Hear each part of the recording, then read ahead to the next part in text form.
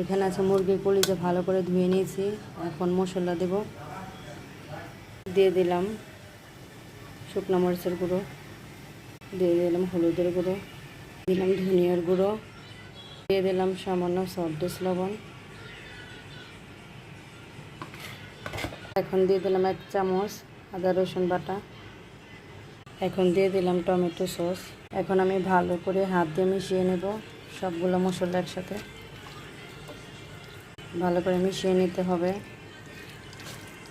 না হলে ভাজলে মশলাগুলো ভিতরে ঢুকবে না। মশলা মাখানো হয়ে গেছে, এখন ভেজে নেব।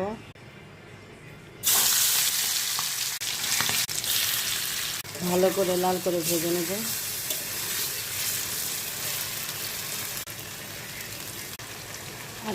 আরেকটু হলেই হয়ে যাবে। হয়ে গেল আমার কলিজা ভাজা।